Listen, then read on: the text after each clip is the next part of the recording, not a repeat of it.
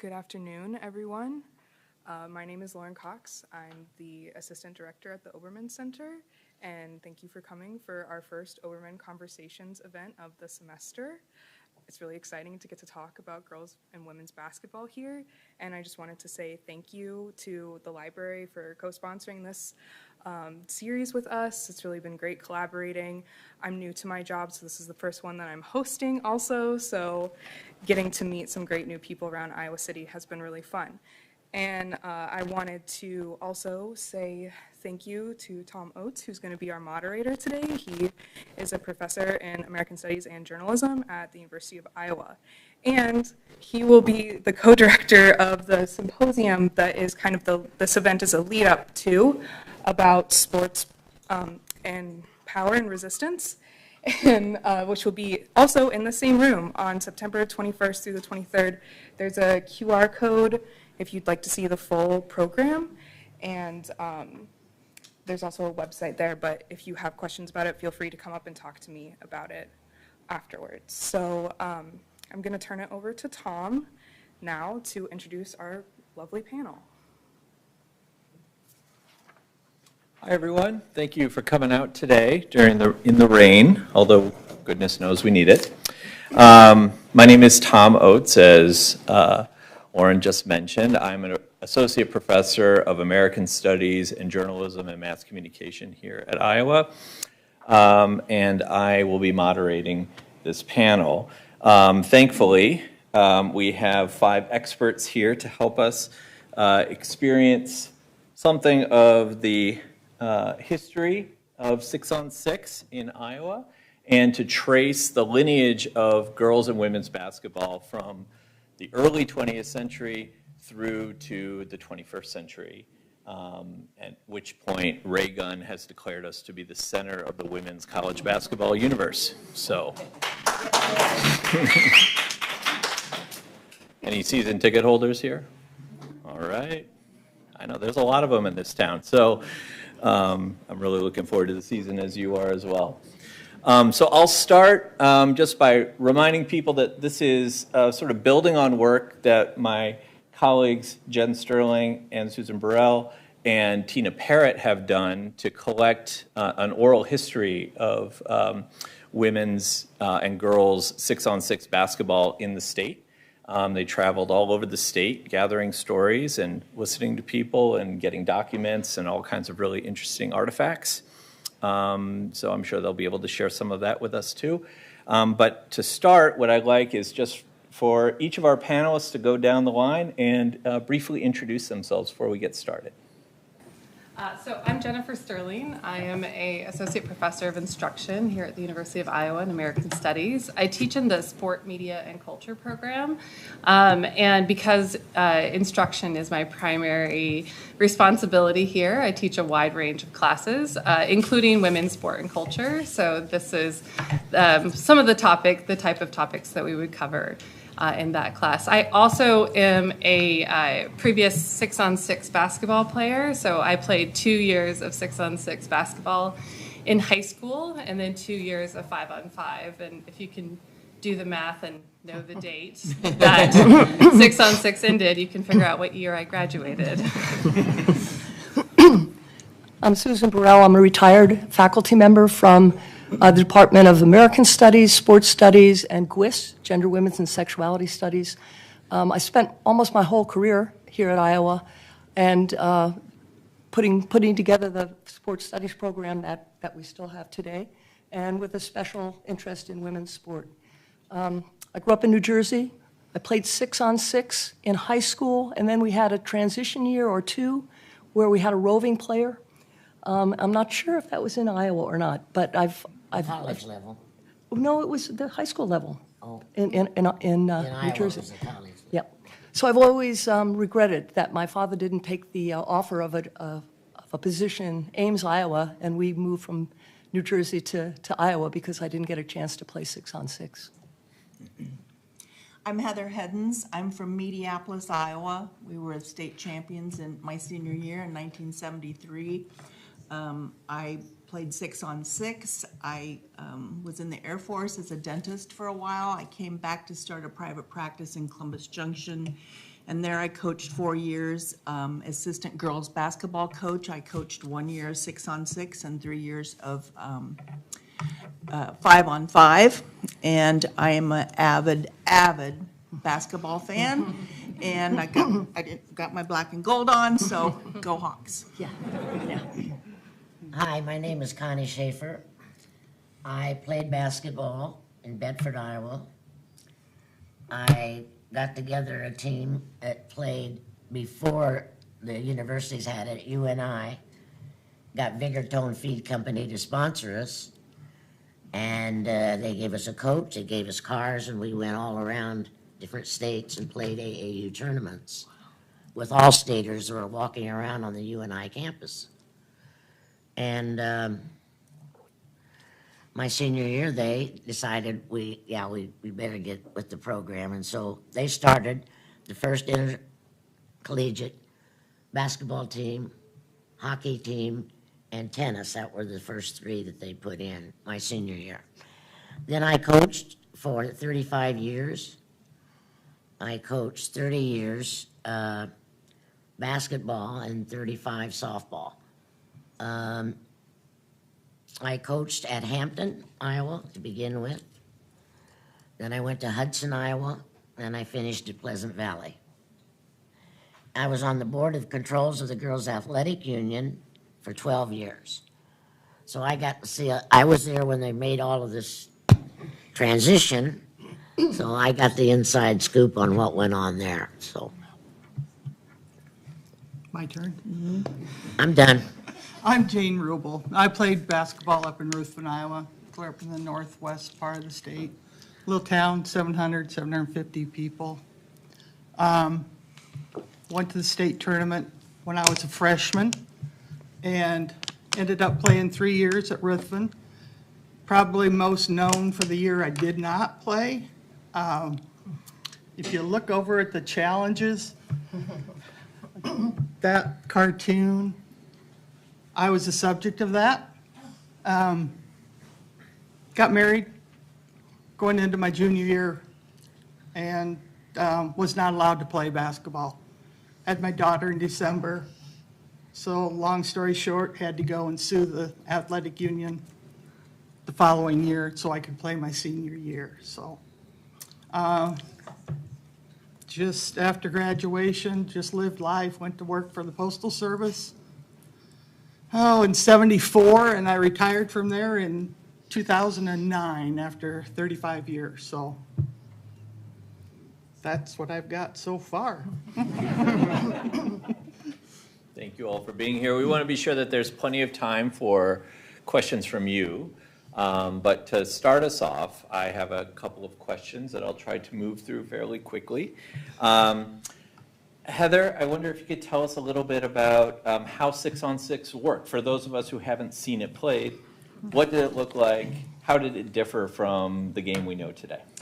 Well, I was tasked with this to explain to you the rules of 6-on-6, and I pondered and talked to some of my friends who played, and basically, it's really very simple.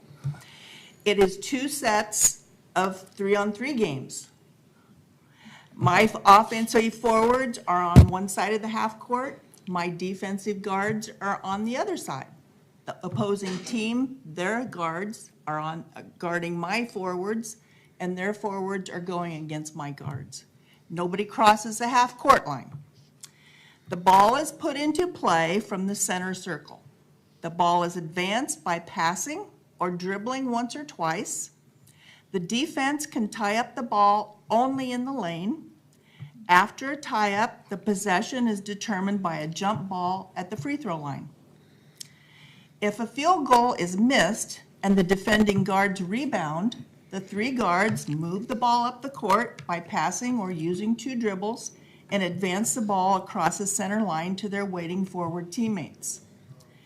After a made field goal, the 2 referees had much more to do in the 6-on-6 game. The referee at the baseline retrieved the ball, passed it to his colleague going down the court leading pass down the court. He would toss it to the forward standing in the center court line, and the 3-on-3 game at that end resumed. Notice I said his colleague. There were no female referees in my day. It was pure basketball. A lot more finesse. The game counted on passing and cutting, the screen and roll, backdoor moves, and moving without the ball. Plus, excellent shooting. 2 dribbles is all you should need once in the half-court game. Is it faster to move the ball from point A to point B by dribbling there a billion times, or by passing from A to B? And this is no different now in the 5-on-5 game. Quit dribbling and pass the ball. Drives me crazy. But the problem is, the problem is your teammates have to move. They can't just stand there. They have to move and get themselves open. So what about those poor guards on defense? They don't even get to score, but they are a huge key to the success of any team. You ask any good coach, what is the success to your team? Defense. Look at the Iowa football team. Defend, anticipate, and get into passing lanes. They denied the shot, they denied the pass, they blocked out and rebounded. And then they advanced the ball to their forwards. These girls were some of the best athletes in their schools. Not shooters, but short or fast, or tall and strong, and all could block out and get rebounds. It gave these girls a chance to participate and be part of a team, and they excelled. It was an excellent game that put Iowa on the map with the first state champions crowned in 1920. It gave Iowa girls an opportunity to participate in team sports, in the wintertime at least. The last 6-on-6 champion was crowned in 1993. So anyway, that's does everybody understand how you play 6-on-6? 3-on-3, 3-on-3, and don't cross the line. We'll get, I don't know, whatever, she had a question, but whatever. So we'll do We'll do some that. Q&A in just a few minutes. But Connie, I wonder if you could pick up there. We've heard about, 1920 through 1993. This game is a popular sport here. We'll get to the end of 6-on-6 a little later on, but I wonder if first you could tell us a little bit about why you think the game was so popular in Iowa, and what was its level of popularity? Yeah, it was extremely popular here. We filled up Vets Auditorium on Thursday in the heyday during the 60s and 70s. Thursday night, Friday night, Saturday night, filled up. You couldn't get a ticket. Boys came in the next week, didn't fill it up once. People would buy season tickets, not know anybody, not be related to or know anyone that played in that tournament, and every year they would keep coming back and coming back because they love to watch the game. We Americans love scoring. We love to make touchdowns. We like to watch touchdowns. We like to see people score. And soccer didn't catch on here for a long time because of that. But it took a national women's team to bring it into popularity, a women's team that brought it popular here in the States. But anyway, going back to why I think it was so successful here, tradition. My grandmother played on a high school team. My mother played on a high school team.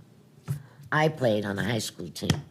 I mean, you can go, there are people in Iowa that have 4 generations of girls that have played 6-on-6 basketball. That's how far back it goes. It started when 5 superintendents in the state, I believe they were in south central Iowa, they decided if boys are playing basketball and they're competing, why can't the girls here? And why did he think that they thought that could happen? Is because Iowa girls were farm girls, mostly. That's what our industry here was. Small family farms, small schools, a lot of schools. And all of those schools played girls basketball. My dad nailed a hoop inside the barn, swept out an area. We did the chores and helped milk the cows, and then we'd go up to the barn and shoot. That was tradition.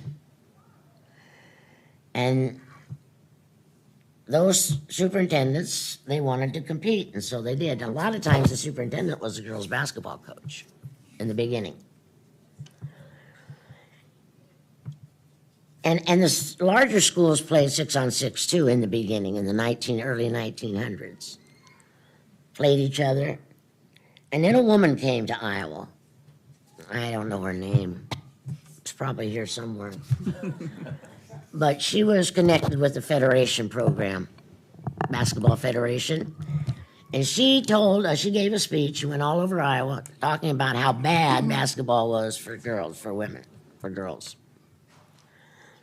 It's okay to play it in physical education or intramural, but competition was not good.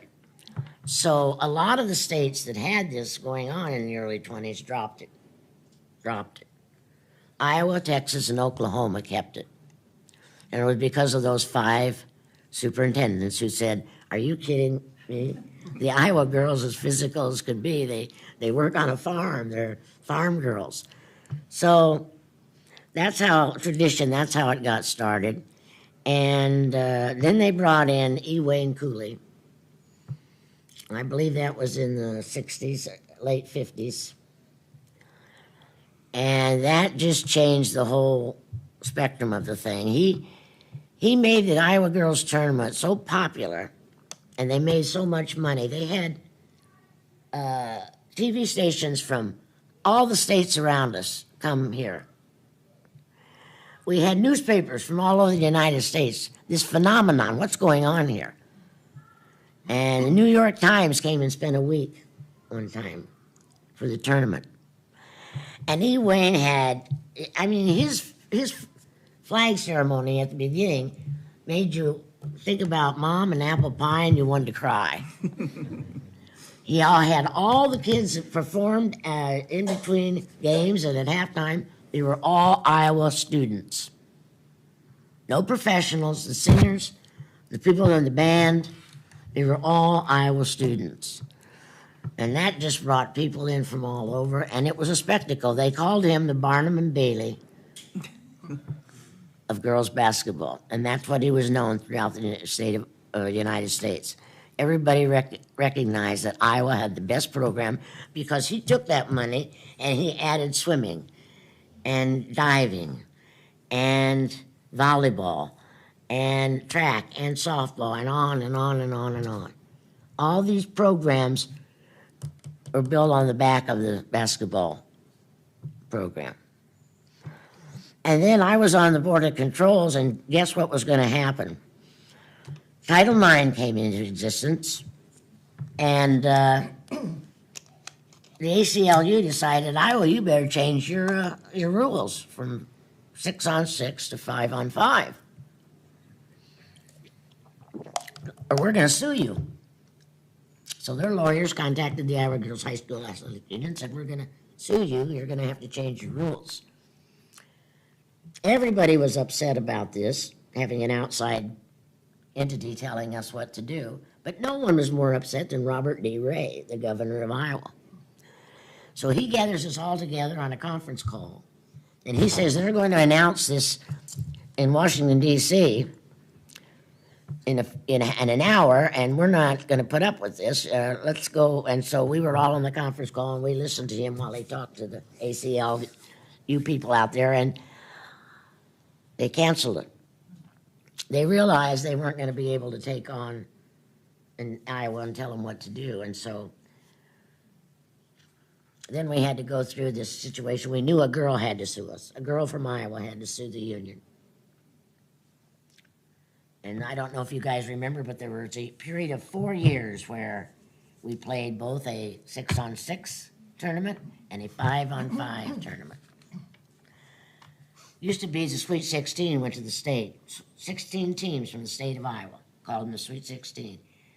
Now they had to go 8 from the small schools and 8 from the large schools.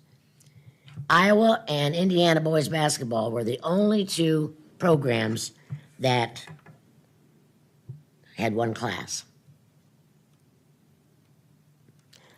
So, yeah, we were a little unique, but tradition probably was the main thing. Thank you. So as Connie alluded to there, during the 1960s and 70s, 6-on-6 experiences a kind of golden age, although as we heard from Jane earlier as well, there was some controversy mixed in that period too. And Jane, I wonder if you could tell us a little bit about the game during that period of the late 1960s, early 1970s, and a little bit about your own story as well. Sure. Doing my research, because I don't have near the memory that you got, I'm telling you. Yeah, there was some 68, actually 66. There was a gal by the name of Jeanette Olson from Everly. Probably one of the best shooting forwards that I've ever seen, as far as athletic ability, to be able to move, to play every part of being a forward at that time. She, in the state tournament in 1966, she was a sophomore. She scored 158 points in 4 tournament games. And she guided Everly to the finals to win them over Lake City 65-55. And then in 68, back at the state tournament, and a gal by the name of Denise Long from Union Witten. Absolute best battle between forwards ever that I've ever seen in a ball game. And I happened to be able to be there. I was in 8th grade at the time, and my friend's family was going, and they took me. And it was like, it was like watching a tennis match. It was your head. It was back and forth. It was awesome. Let's see here, what do I got? They both broke scoring records on consecutive nights. Jeanette scored 74 points in a first round win over Nevada. And 24 hours later, Denise scored 93 in a win over Bennett with a score of 114-66. And those two figures from that ball game would never be topped. 93 by a player, 114 by a team.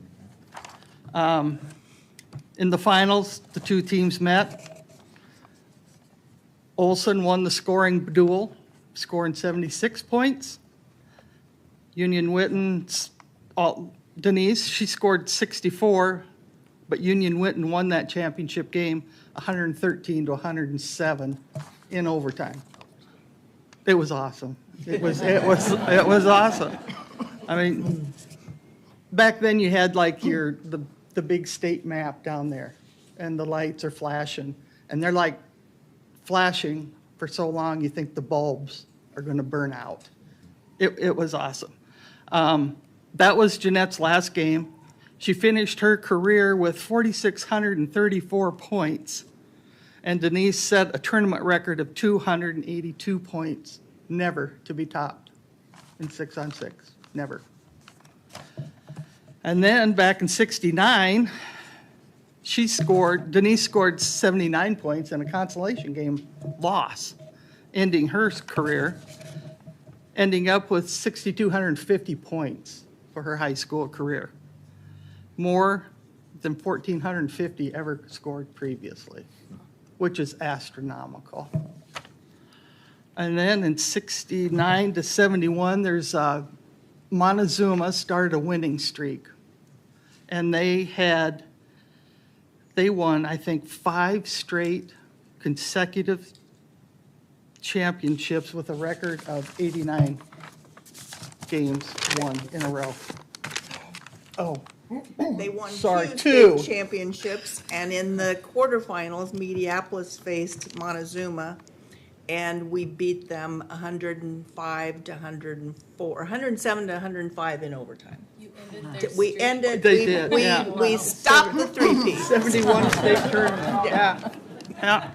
And when they were Montezuma, another point, they were ranked number 1 all year and undefeated, of Always, course. yeah. But so were their boys.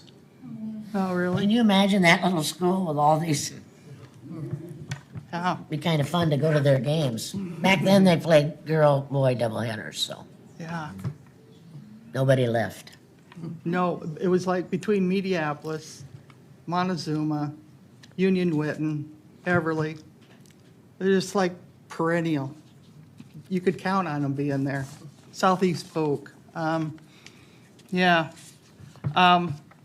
One thing I found interesting, and I kind of remember it now, in 1976, little town of Andrew had a guard by the name of Kim Peters, who had one, how they described it, good arm.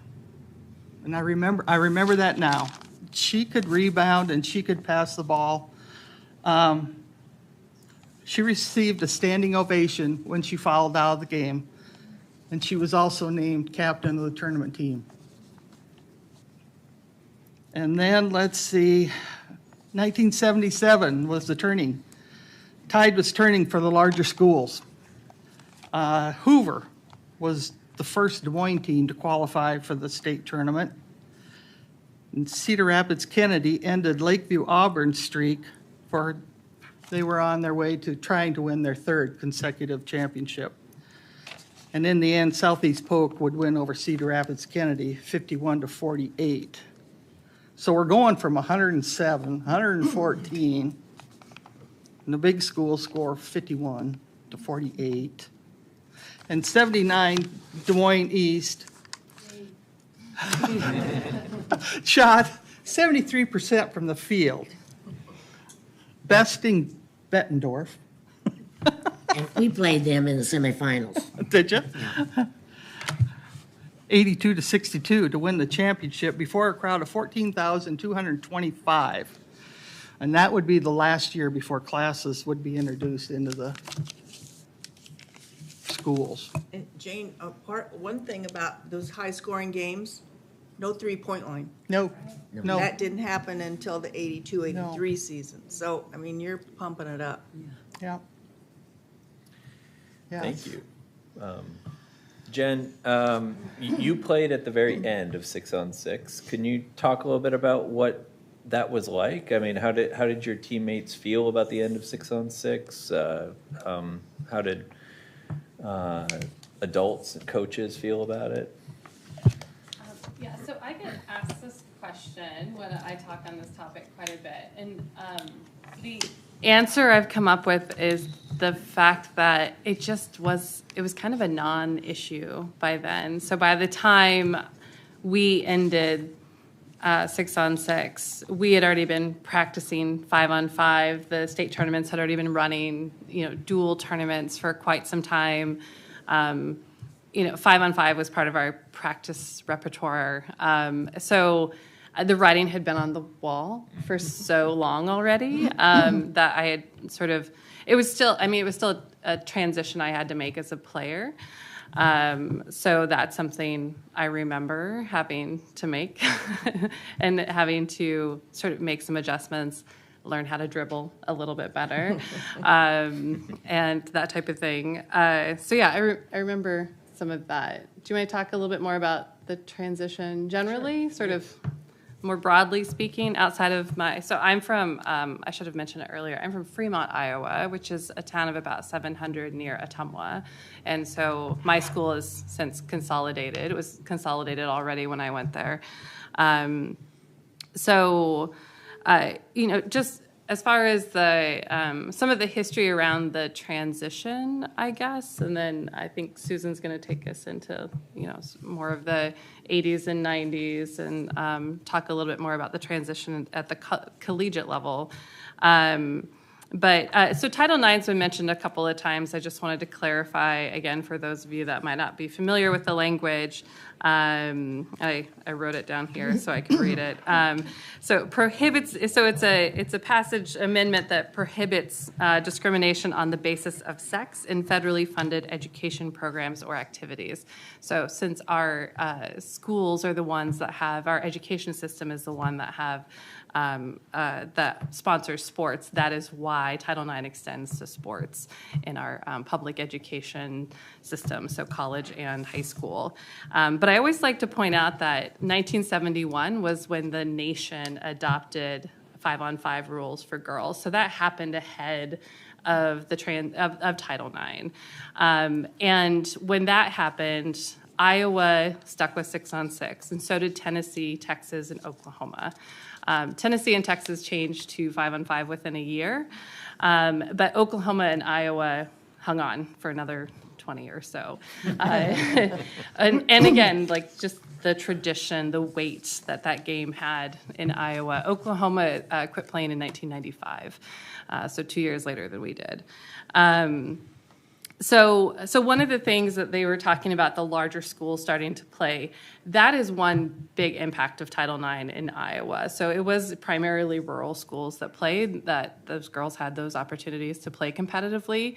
And the larger schools did stop playing around the 20s. For a long period of time, they had intramurals program, the Girls Recreation Association, so they could play other teams within their school or sometimes neighboring schools. So one transition we do see after Title IX, the passage of Title IX in Iowa, is this addition of opportunities for girls that went to larger schools, and then we start seeing them, start appear in the tournament, and we start seeing the game diversify a little bit because often those larger schools in more urban areas had a more diverse population. So those are some trends that sort of follow the passage of Title IX and its impact on 6-on-6.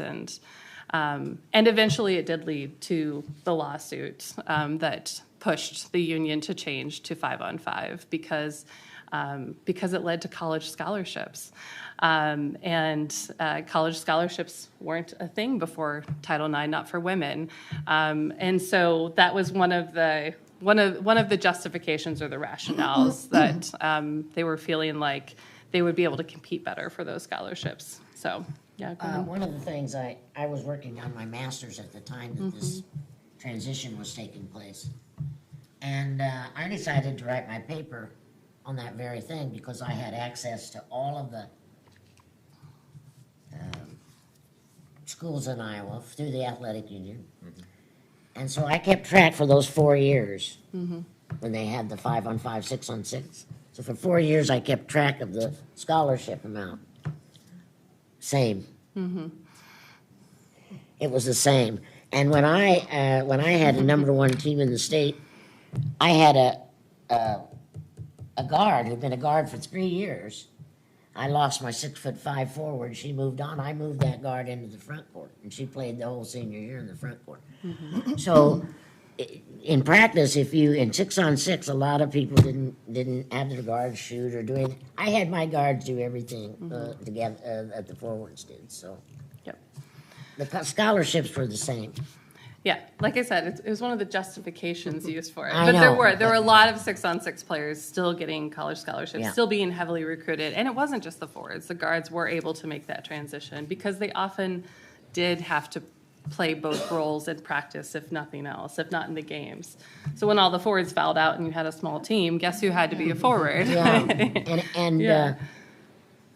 The guards. Well, I won't go into that. Well, this is a perfect transition. You can tell that Jenna's a writer.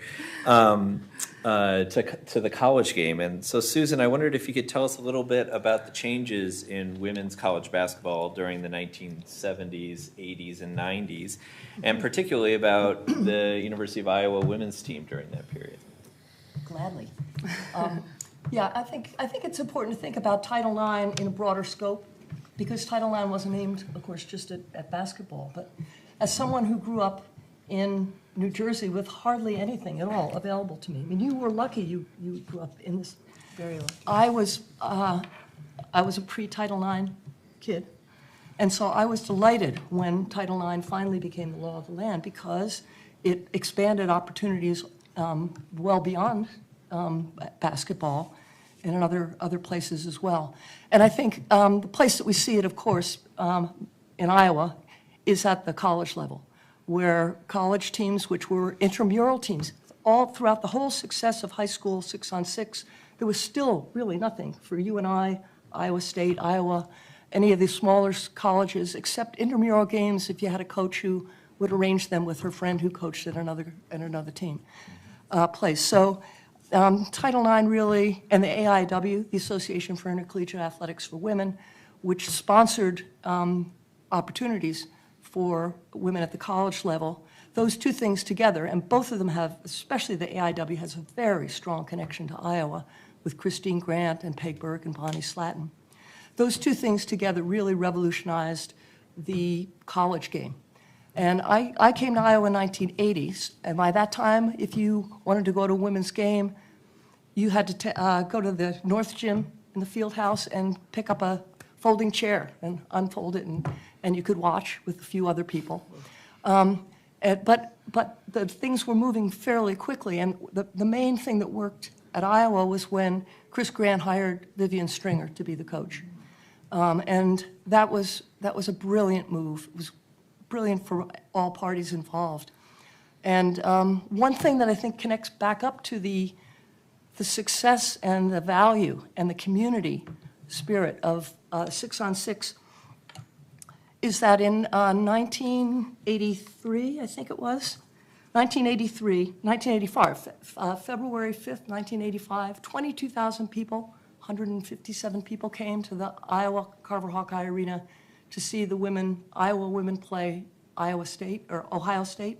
Does anybody remember that? Oh, yeah. There used to be a T-shirt that said, 22,156 and me. We need to talk to Reagan. We need to talk to Reagan. Yes, we do. Yeah. Yeah. And of course, Carver Hawkeye's capacity is like 12 or 14,000, I think it is. And so Chris Grant, who of course had engineered the whole thing, got a letter from the fire marshal saying that she'd broken the fire code and because of the capacity, and she framed it, had it in her office for the rest of her career. But I like to think about that in connection to the crowds that came to the 6-on-6 and how that was a mark of the success, finally. It took college basketball a longer time to have that kind of success.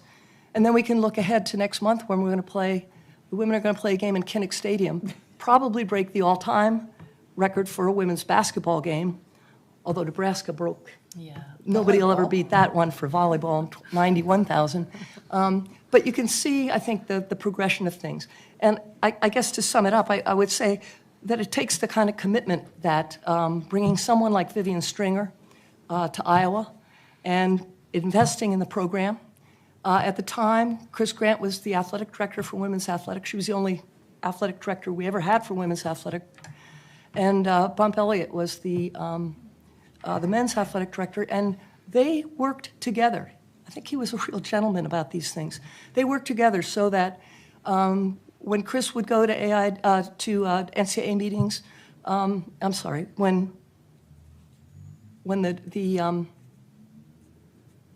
when they would go to the NCAA meetings, Chris would speak when it was an issue of women's athletics, and Bump would speak on all other issues.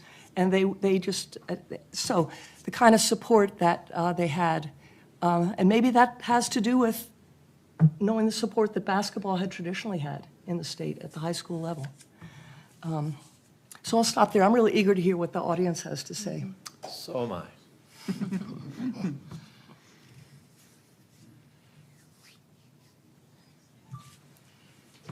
Yeah, questions or stories to share are both welcome. So two things that were really striking to me. I'm from rural Iowa. You've always talked about the rural Iowan piece of it.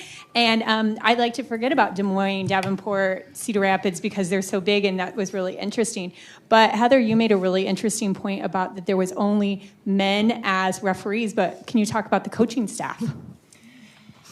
Well, Connie can probably tell you more when we first had women's coaches, but I don't recall having a woman coach when I was playing. So it took us a while to get out and get into the world or not? When did you Yes. first start coaching? Let's see. I was the assistant coach at Hampton for 4 years, so that'd be 69, 73. And then I went to Hudson as a head coach. But Hudson had won, I don't know, 2 games in 3 years. I mean, I didn't go to I didn't get to stay at Hampton had an opening. And we'd lost 1 game in 4 years of my JV team. But they didn't even bring me in for an interview. The superintendent told the board, she'll stay as long as we get a great coach in here. You mentioned him, Montezuma's coach. Right. That's who they got to go. Well, I couldn't compete with him. You know, I just got out of college and 4 years as an assistant. So I knew I would have to go to a place that was probably not that good and desperate.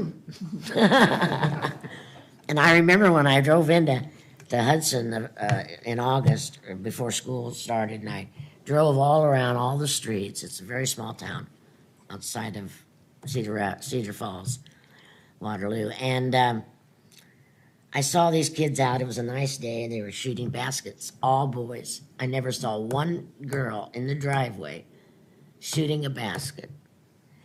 And when I left 7 years later, I did the same route on a nice day as I was moving to Bettendorf, Pleasant Valley.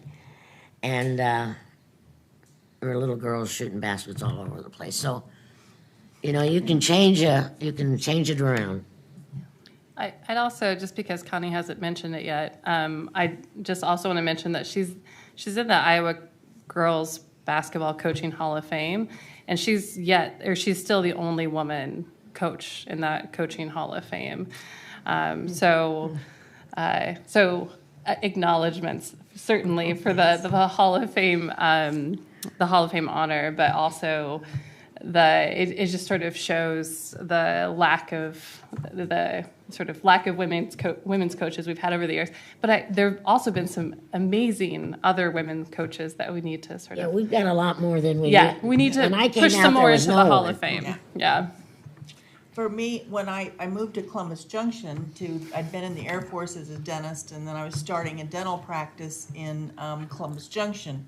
And my building wasn't going to be ready till May, and I moved in December. 2 days after I was still unpacking at my home, the high school principal called and said, "Oh, I hear you're in town. Would you like to coach our girls' basketball team?" And I said, "Well, let me get my business going first to see if I'm going to succeed here." And then I said, let me just get it started. And so I did. I was the assistant coach for 4 years. And what a great practice builder. You know, you get to know the kids, you know the parents, you kind of know your way around. And it was so much fun to be able to influence young women. And yeah, it's good. It's been a good connection for me in my life to just have basketball there.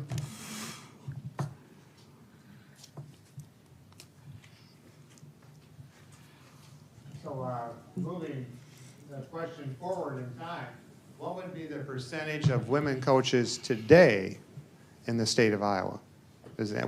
Just a curious question. Would anybody know the percentage? I don't know the exact percentage, but I can tell you it's less than equal. Well, in basketball or all sports, because volleyball, there are a lot of women head coaches. I was thinking basketball. The basketball, yeah, I don't know. Yeah. As a general trend, especially at the collegiate level, we've seen the rise of women's participation in sport outpace the rise of women's coaches and other administrative and athletic staff. Mm-hmm.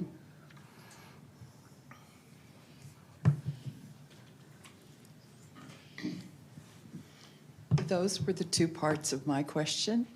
And I just want to say the only woman we remember seeing was a chaperone.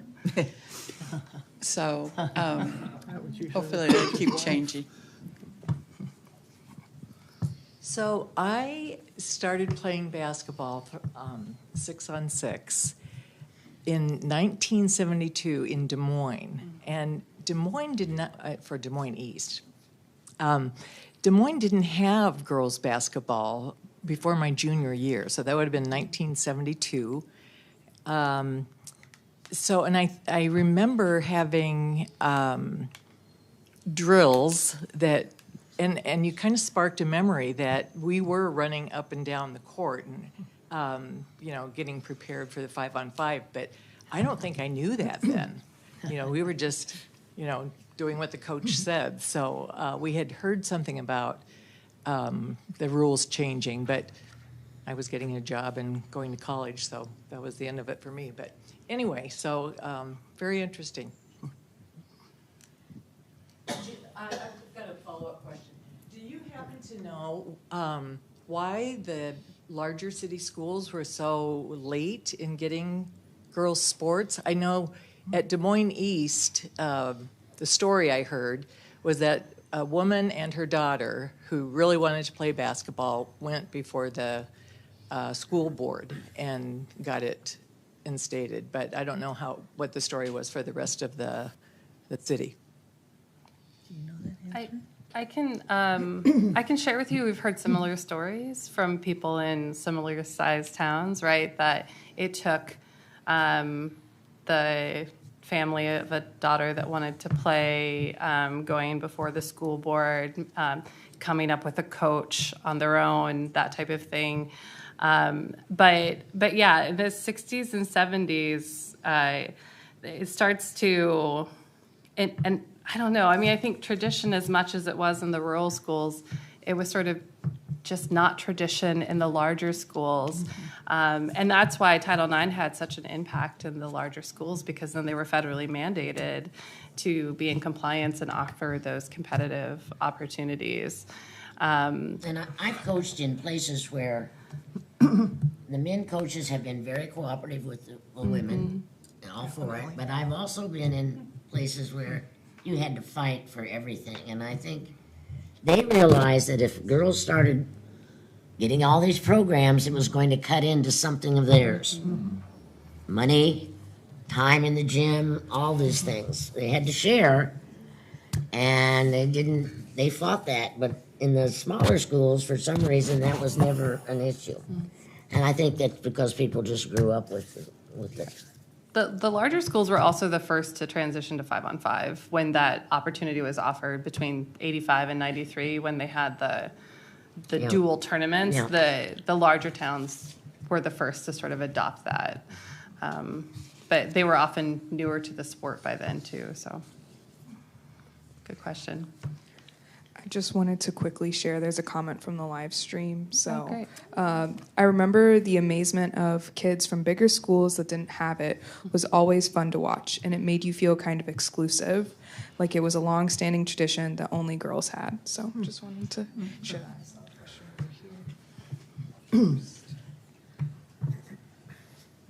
This is fascinating. Thank you. Can you talk about the origin of the style of play? Because was it put in place because they didn't think girls could run the full court, or is it just something that's unique to Iowa and has nothing to do with that sort of? I didn't hear what you said. Susan, do you want to start that one off? She was asking about why there was a difference in the games that girls and boys played in the first place, like the origins of the girls' game. Didn't they originally have 3 courts? They had 3 courts to begin with. Yeah. And then they narrowed After that every down. made basket, they jumped at the center. So if you had a big girl, I didn't put all that in my rules because it gets way too complicated. Let's just stick to the 6-on-6, but. Yes, there was initially 3 courts, so think of the court into thirds instead of a half, and then there were 2 players in each of those thirds. And sometimes the middles roved, sometimes it was 9 players. The rules were a little more flexible in the early days. So the 3-court system stayed into place until 1934. So we would have played those rules in our early state tournaments here, so 1920 to 1934. The reason that they had those rules initially is because they felt that women could not manage the physical labor that would be involved in running fully up and down a court. So. They didn't think about somebody taking 50 or 60 shots per game. No, they didn't. I think women very quick, and I think everyone that played can speak to this as well. Women very quickly found a way to make the game very aggressive and very fast-paced, and very much, very much akin to the rules of 5-on-5, just played in a more limited court. So There are some women that still play the 3 courts. the Granny League, It's called right? Granny League. Yeah, In Iowa. It's big. It's Yeah. big. It is. Yeah, they have championships and everything. You can't run? Yes. Neither can I. Can't jump. I'm going to find it, though. I'm going to find a game and go watch it. Have you ever watched it? No, I haven't seen it, but I know I've heard they have it. Yeah. I'm going to do it. I wrote a question down. So, you hear a lot of former pro athletes talking about how times are easier than ever these days in the sport, and the players are being paid unimaginable numbers. What are your thoughts on being a former player and pioneering for today's game? Because without you, there wouldn't be a Caitlin Clark, right? Do you agree with the statement that the game has gotten easier, and do you think you'd be successful in like the speed of today's game? Well, we all wore our canvas high top Chuck Taylors. That was really a big deal to go get a pair of those, and that's all we had. So it's like I hate to say it, it's like golf. Could Jack Nicholson play the game that Tiger did? With the equipment. So our equipment was definitely different than what it is now. But yes, I do think I had girls on our team that had been baling hay all their life, and take them up to the Solon beef days. I bet they'd beat those football players throwing that bale of hay. So it's just I'm getting off the subject of where you're headed, but yeah, I think the whole thing in Iowa has just evolved and pushed us into this whole let's get fired up about women's sports and women's basketball. So as far as, don't get me started on NIL, I don't want to even talk about that, but I think it's made the game, it's elevated the game. And I think you're right. I think Caitlin is successful because she's from Iowa, and this is what we do in Iowa is we support our hometown teams. Does that make sense? Yes. Okay. And by the way, she loves playing at Iowa because she's getting the same reception that she got when she played at the high school level. Even more. Now it's even gigantic. I mean, she's going to sell out. Don't you think she'll sell out every arena she goes to? I think she will this year. Everybody's going to want to, no matter what state, they're going to want to come and see her. And maybe at Kinnick, too. And maybe Kinnick. So this is such a great topic and project, and I've been watching it over the years develop as Jen and Susan have been working on it. And it's also such an opportune moment, where Iowa's sort of at the center of things, as it were. And I'm wondering if book, or who's going to write the book about this? It's a great story. There's so much to it. It's super relevant. I'm just kind of curious to think what's next for this project. Well, I think the women's archives at the main library, I mean, they have all of this information. My Chuck Taylors are somewhere at the library over there. But yeah, and I think if more people, like I lent them my box of scrapbooks, and I don't know what you guys did with it, but they basically archived everything, and then we were in a transition of moving, so I ended up getting most of that back. But if everybody would just send their stuff and do their thing, then we could probably get more information. But these guys have done just a fabulous job of archiving and searching out the facts and the fun stories. Yeah, I think it's a good time to mention as well Karen Mason, who couldn't join us today, but yeah, she's a curator emeritus. She was the first curator of the Iowa Women's Archives, and was a sports fan herself, and has really was very involved in this project and getting it going. And so, yeah, we have found that by collecting stories and making sure they're preserved for other people to continue to get to know about them and share them. And yeah, and I don't, it would have to be a really big book if we were going to write one. Jane's collection's in the archives as well. Yes, it is. Tom asked me to talk a little bit about my story, the cartoon. Actually, there is a gal and a local guy from Iowa City here that are actually making a documentary about that year that I had to sit out. It's very in-depth. They have done tremendous amount of research. We've taped one day in the archives, going through a bunch of girls basketball stuff.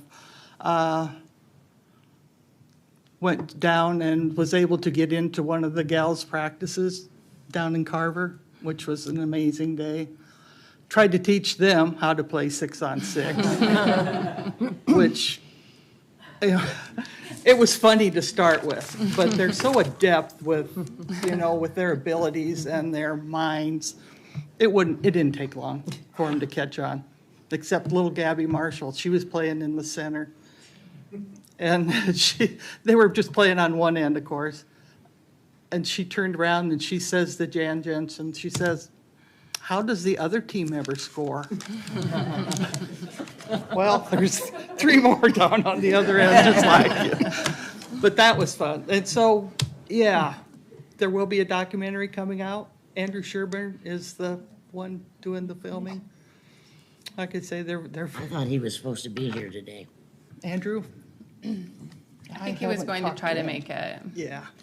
Maybe same time, same place next year. We can do a documentary showing. Another thing I have about the officials, the referees at the time. I mean, I think they were on the clock to take that rebound and pass it to their colleague, who then passed it to the waiting forward in the center circle. Oh, which, by the way, when you're doing that, you can't step into that center circle. The other thing those people did well is toss up a jump ball. Man, it makes me mad nowadays when they throw up that first jump ball of the game. It's the only one they'll probably ever do all game, and they don't get it right. You know, the officials back in those days, they probably had to throw up about 12 a piece jump balls. So you had to get that right. There was only 2 of them. And there was Oh, only 2 of them. only 2. Those guys were in shape. They passed the ball, lead pass, toss it there. I remember tie balls. You know, that's what we used to call them, where you just end up. That was most of the game, was just jumping after the tie balls. I actually was working at a Division III school when Title IX passed. And of course, at a Division III school, we weren't receiving any federal money, so we had nothing to do to change women's sports. And I was director of public relations then, and I had a budget. So I decided the women needed uniforms. So I was able to buy the women's softball team some uniforms out of the public relations budget. But I had to find a rationale for why we did it. And of course, it was better marketing, obviously, of the college. But we played actual teams. I can't remember if it was Ohio State, but this is a small private college of 1,200 kids. And how many women were playing basketball? And we actually played schools like Youngstown State and Ohio State just to get ready because of the 3 dribbles and pass. And we didn't have, actually this was after Title IX, we didn't have any leagues or anything. We had the OAC, the Ohio Athletic Conference, but they had no games for women. And you were mentioning about the women's associations when you were in college. Ours was the Women's Recreation Association because we didn't compete, of course. Just a few comments. Thank you.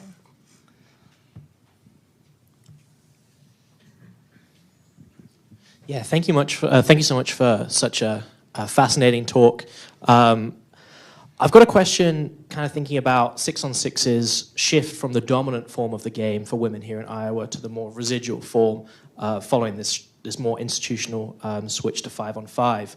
Following that change from 6-on-6 to 5 versus 5, was there any kind of form of 6-on-6 that still existed in less like formal institutional channels, like in a rec form or maybe exhibitions? Because you've all spoke so brilliantly about the tradition in this state and other states. Were there any other ways that 6-on-6 was still played, maybe just not in these academic institutions? It's the Granny League. The Granny League started in 2005, and it's for 50 and older, or 60 and older. I should know that. But informally, there's been some good research done on sort of like if you follow social media, there's like meetups. So informally, people will get together and still play 6-on-6. Those players that played it, and sometimes new generations of players. But yeah, I think it definitely still happens informally in like recreational spaces. But then the organized space of the Granny League. But that's the 3-court. That's the old rules. Yeah. So I don't think we can take too many more, just these two, and then have to wrap it up. I sort of hate to bring this up in the same room with the name Caitlin Clark, but back in the olden days, I got the opportunity to guard Denise Long. We held her, get this, we held her to 49 points. Well done. It took 2 of us and we lost. But I was also thinking about the facilities that we played in. I played for Rhinebeck and now Gladbrook Rhinebeck. They won the state tournament back in '52. That was well before my time. But came from a little dinky gym where there was hardly room to be out of bounds, to throw the ball in. And sometimes there was a stage in back of you. So it was kind of amazing. But on tournament nights, there'd be nobody at home. Right. Everybody was at those games. We played the last year. Was it the last year I was there? Next to the last year. We played Hudson played Grundy Center. Hudson played Grundy Center, and Grundy Center was 4th, and we were ranked 1 at the time. And when our bus pulled in, the girls' bus pulled in, we played the first game, guys played the second. Our bus pulled in, there was a congestion of people and cars. We couldn't get to the gym. We were in the little town, in the little place, and it took us so long to get there. And then they took the people into the lunchroom and set up a video camera, and that's how they watched it. They filled up the lunchroom, and they called the fire people, and they had to get them out of because they were sitting right under the basket, out of bounds. We had that when we played Winfield Mount Union. It was a very small gym that the people's feet were right on the out of bounds line. So there was what's called a restraining line that you had to inbound the ball from that. It was all very confusing, but that could have been the fire marshal, the fire chief problem there, but the fire chief's daughter played for Winfield Mount Union, so no big deal. Last question. I've been interested with all the excitement that the game brings and that sort of thing, but I think we also have to remember that not everybody appreciated the game, one being Donald Call, who was a opinion writer and talked about girls' basketball as watching paint dry, I think it was one of his favorites. Yeah. So there's always one in the crowd. Yeah. Anyway, I thought he had a funny perspective. I didn't agree with him. Let's give a round of applause to our panelists today.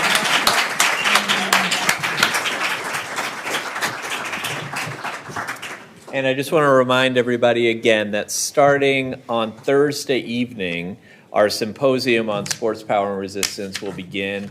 That event that evening will be in Film Scene at 6:30. A lecture by Samantha Shepard of Cornell University, preceding a viewing of Lynch: A History, experimental film about Marshawn Lynch, the football player. And then on Friday and Saturday, we will have sessions in this building. There will also be an afternoon session at the Stanley Museum of Art on Friday. So hope to see you at some of that, or maybe all of that. Thanks for coming. Thank you.